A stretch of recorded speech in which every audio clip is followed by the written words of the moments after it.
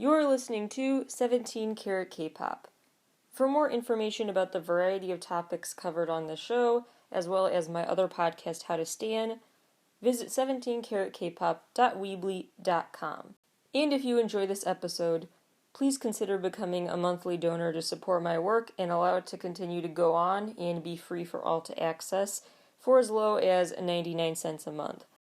Visit the Support the Show link on my site's homepage for more information. Hello everybody, and welcome back to 17 Carat K-Pop. Let's catch you up on the latest stories in the world of K-pop and some J-pop today as well. We're just going to dive right into story number 1.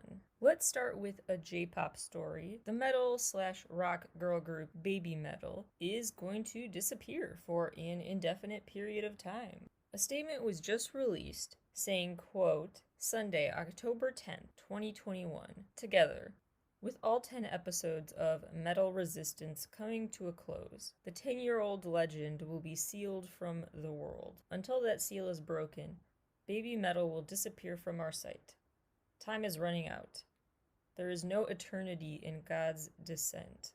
Unquote. Makes a little more sense if you've been following this Baby Metal series of releases, but even then, yeah, it's kind of bizarre. But basically, what they're saying is that Baby Metal has been around for 10 years. October 10th of this year is when this series of albums, The Metal Resistance, is going to come to a close, and they are teasing a new chapter in their musical universe. Basically, their hiatus is pretty much probably going behind the scenes to record and get started on whatever comes after Metal Resistance. They're going to close out this series with a 10-year anniversary celebratory release. They said they're going on a, quote, stairway to living legend. What's very interesting to me about this is not so much the statement that is bizarrely worded, because that's just kind of their thing. They are very unique in their musical universe and everything. What most interests me is how long this hiatus might be, in the fact that it is just labeled indefinite. Because in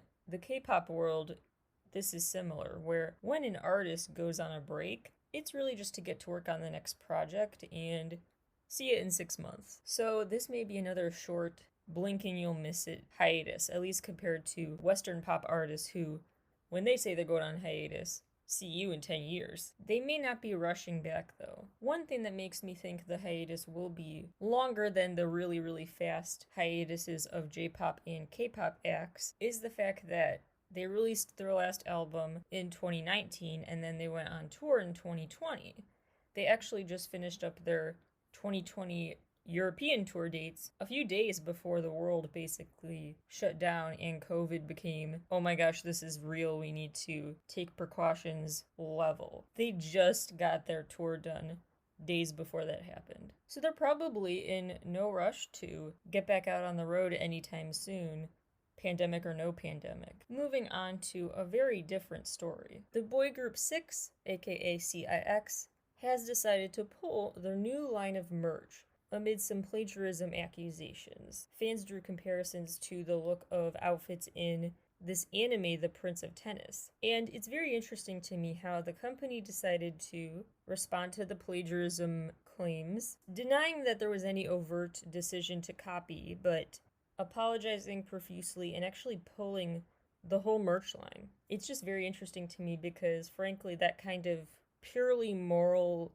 choice and purely fan-serving choice probably would not happen in the USA. Because really, in the USA, honestly, companies probably would just say in a statement, look, no copying was intended. Calm down. We apologize for the misunderstanding, but we're going to go ahead with the orders anyway, now that we've acknowledged what we did. It's just an interesting cultural difference, I think, because in the USA, it seems like people will value that intent over impact. And if your intent was meaning well, then all should be forgiven, I guess. Whereas in this K-pop space, it seems like it is impact over intent. So I would argue that's often a better way to make your decisions. Anyway, very interesting move to put fan concerns over money.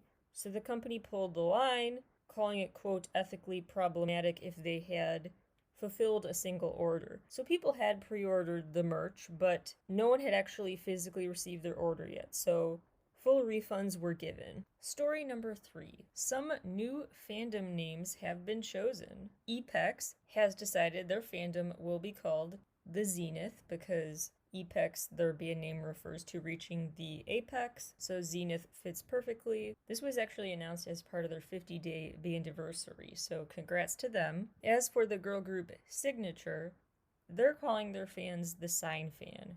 One word. Basically saying they're going to help, fans will help them leave their signature on the world. Moving on to topic number 4, there are some major changes coming to Melon chart calculations. Remember, this is also the time when they are planning yet another merger. So more company changes are ahead. The current chart that Melon has for what they call 24 hits is being changed to a top 100. And how this new formula will look gives more weight to recency. So 50% of the calculation when factoring in different variables to decide the chart ranking, 50% of that will be based on who is listening to that song in that past hour. And the other 50% will be based on the past 24 hours of listening habits. But during early morning hours like 1 a.m. when the app notices a significant downturn in traffic, the only factor in chart placement during those hours will be usage the past 24 hours. So it's a 50-50% hour versus 24 hours of listening habits most of the day. But in slow hours, it will be 100% based on just the past 24 hours. The second big development is that Melon has a whole new department that is going to specialize on monitoring and updating this chart's data. This task force of sorts was also created in response to user feedback and hopes for more action taken to combat the chance for chart manipulation. Basically, they created the Payola Police. These changes are in effect beginning August 9th. Story number 5 is an update on the Chris Wu situation. He was just detained by police. The police issued a statement saying he has, quote, been detained in accordance with the law after police investigations for the suspected crime, unquote. Translation, we've got some dirt on him. Things are not looking good for him. The police statement that said that actually received over 3.3 million likes within the first 25 minutes of it being posted to basically the Chinese equivalent of Twitter. After that, a statement came out from basically that police department's boss, the Central Police and Legal Affairs Commission, saying, quote, on Chinese soil, it is necessary to abide by Chinese law, unquote. Next story, some quick COVID updates. Yoon Jae-suk was in self-isolation due to a U-Quiz on the Block staff member testing positive, but once his test came back negative, now he can officially leave his self-quarantine. Hyunwon from Monsta X has tested negative, but he is self-isolating after he was filming a drama called Fly Again, and a co-star tested positive. So he is in self-isolation, as are other cast members. The updated drama filming schedule for Fly Again is, no pun intended, currently up in the air. Meanwhile, Junhwan and Doyeon from Treasure have both officially fully recovered from COVID, and towards the end of July, they both got discharged from where they were receiving treatment. Last COVID update, Minghyuk from B2B was finally discharged from the hospital after a brutal battle with COVID. He had been there since July 17th and was there till nearly the end of the month. In his first live stream back from the hospital, he spent reminding his fans that you could be young and healthy like him and still catch this, especially with the more contagious variants out there. So please continue to mask up. If you're in a country fortunate enough to have vaccines, make sure you get it. They've proven to be so incredibly safe and effective. If you think they are not safe because they were developed too fast, first of all, please know that scientists have been working on this type of vaccine formula for decades. The COVID was the final thing they needed to really use their already existing blueprints they had been working on to really start making a vaccine. So this was actually years in the making. Second thing I would note is that it is going to get FDA approval. Right now it only has emergency use authorization, which has caused some hesitancy. But really the only reason why it's not fully FDA approved is some bureaucratic hurdles. It's quite a process to officially file for that approval, but it could be coming as soon as next month, so I digress. The point is, please keep taking this seriously, as he pleaded with his fans to do on that live stream. Even young people can get it, so get vaccinated. Those are the topics I wanted to spend more time on.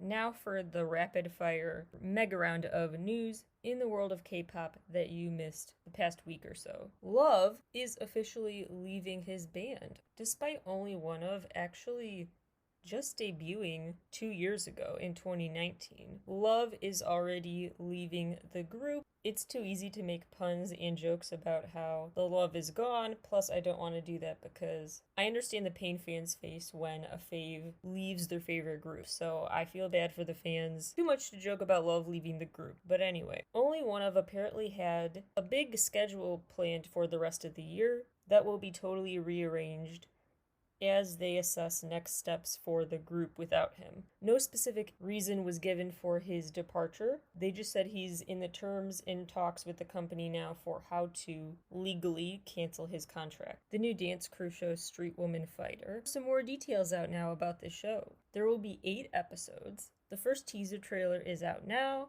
Yes, Taeyeon is in it. And the show will officially premiere August 24th at 10:20 exactly Korean time, presumably. Some 17 updates. DK is on the cover of Theater Plus magazine. The Fact Music Awards is officially going to be held October 2nd. It will be online this year, no surprise. But as of right now, what is scheduled to be in person this year is 88 Rising's Music and Arts Festival, coming back after a year hiatus. It will be in LA November 6th and 7th. So if you want tickets, go to 88rising.com. The lineup this year includes CL, Rich Brian, DPR Live, Saweetie, Eej, aka Jay from Day 6, on his own. That was a surprise. Lots more. Speaking of notable live performances, BTS was on BBC's Live Lounge performance series. They performed a really sweet cover of I'll Be Missing You, a Notorious B.I.G. tribute song, but they changed some of the lyrics to be extra relatable and sweet and personal for this moment. Like, they changed give anything to hear half your breath to give anything to see half your face. And they changed I know you still living your life after death to I know we're still living our lives after this. Really classic BTS to do that. Very much appreciated. Congrats to Yoo Yeon Jin from SM Entertainment, who just made Billboard's list of the 50 greatest producers of the 21st century. And congrats to Psy, whose song Gangnam Style entered Rolling Stone's list of the 100 greatest music videos of all time. It really was, I know this phrase is overused now, but it truly was a cultural reset. Congrats to J-Rock icon Miyavi, who just signed with Miller PR, right ahead of his, as of now still going to happen, North American tour, which is exciting. Congrats to Jisoo from Tahiti, who announced she's getting married this fall to a non-celebrity. So she has requested that paparazzi blur his face when they do take images or post any images of them together. Mamamoo's Hwasa has started a YouTube channel, and after just posting 2 videos in the first 15 hours, she surpassed 130,000 subscribers. Long story short, we've talked before about Mina from the group I Love, who had accused her fellow bandmates in the company of mistreating her. The company then sued her for defamation, but those charges of defamation have officially been dropped. Mina released a statement showing that she's relieved and feels vindicated by this verdict. Interestingly, the charges weren't just dropped without any evidence, because that would mean if it was just baseless, they would have just dropped it right away. But actually, this case had been forwarded to prosecution before being dropped, which doesn't say anything about any party's guilt or innocence, really. I just thought that was an interesting detail to note, that this was really going forward. It wasn't just a PR move, just a false posturing on the company's part. They really were ready to go to court. June from Weekly is taking a break from the group, citing mental health reasons. FT Island's Lee Jae-jin just got discharged from the military. Meanwhile, Ha Sun-woon from Victon just left for his military time. The Blackpink Bandiversary celebrations continue, In some very cute and unexpected ways, Blackpink in Your Area Island is coming to Animal Crossing August 6th, which as of recording time is tomorrow. They also have a new line of cute and sustainable merch. And of course, their concert movie. Meanwhile, their dance practice video for Do Do Do Do just surpassed 400 million views. NCT's Yang Yang just surpassed 5 million followers on Instagram. Last time on the show, remember that I told you JYP Entertainment was promoting their upcoming girl group with just a blind package. So you have no idea what it sounds like, no idea what the members look like, but you can pre-order their debut single now. Well, that blind package has officially been pre-ordered over 60,000 times. A quick personal update. If you go to my show's site, click episodes, and then in the drop-down menu, you'll see the interview page, which has both audio and article formatted interviews. I've been up to a lot of those lately. DJ Mini Monster talked to me about his NCT remixes and working for SM Entertainment. Davi talked to me about his cool new singles and how he got to collaborating with some fun people, Mini Mani. And of course, there's my new audio interview, the episode called K-Pop Talk with H. Kenneth, and he broke down what treasures my treasure used to sound like before it got a makeover. And he also talked about what Ready to Love was all about. Really fun behind the scenes stories in that interview. It's one of my better ones if I do say so myself. Dio's debut album Empathy topped iTunes in 60 regions around the world. Twice are officially the fastest Korean act in history to surpass 3 billion total Spotify streams. Blackpink just surpassed Maroon 5, so they are now officially the most viewed musical group channel on YouTube in the platform's history. They surpassed 18.65 billion total views. Taeyeon enthusiasts, once again, it is our time to shine.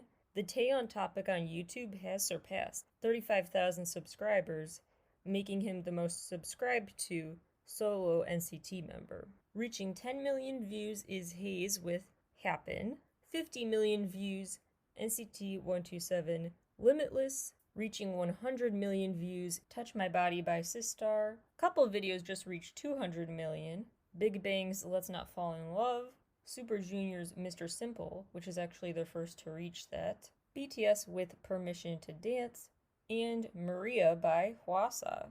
KDA, starring avatars for members of G-Idol among others, have their single Pop Stars certified gold in the USA. We will definitely talk about that more on an upcoming episode of Stay Tuned. Blackpink officially became the most followed girl group on Weverse. They opened up their platform officially just a few days ago, and within the first 24 hours, they broke that record to be the most followed girl group on the platform. The Mic Drop Steve Aoki remix video from BTS has joined the billion views club. And lastly, while I still have your attention, this is not related to K-pop or the music industry at all, but it is so important. So, in early July, a DC Circuit Court overturned the FDA's ban on electric shock devices being used on disabled people. A UN special report on torture has condemned this practice, which is called JRC. So long story short, autistic students in school like myself have really been mistreated. I luckily have never had this device used on me, but I mean, autistic people in schools are often the targets of different forms of this mistreatment, of correctives, people trying to change our stuttering, our stimming. All our little quirks are painted as symptoms of some sort of disease that need to be corrected, rather than the emphasis on school systems just trying to help us out and accommodate us and figure out what we need to feel included and not ostracized and punished for who we are that's different. I go on a much longer tangent about that in the episode called Autism and Fandom if you want to know more about my experiences. But this is not about me. The point is that these devices are now legal to use on students again since they are no longer banned. So to reinstate this ban, if you live in the United States, please contact your congresspeople and voice your support for the GED ban in the Keep All Americans Safe Act, aka CASA or KASSA. Especially if you live in Massachusetts, tell your rep specifically to pass H.225 to block the practice of using these shock devices. They are criminal, they are painful, they leave lasting psychological trauma. In no world should this be okay, should this be illegal. If you feel like you need to restrain someone that much that you use an electric shock device, often on a minor, maybe you are not the right person to de-escalate the situation. Really, really frustrating. So please do what you can to support ending that practice. That wraps up the latest news as of recording time in the world of K-pop. I promise it'll be less chaotic and rapid fire next time, but this is just, there was a lot to catch up on today, so I apologize for the hectic nature, but I hope you liked the crash course in what you need to know. Thank you all for listening, and I will talk to you all again very, very soon.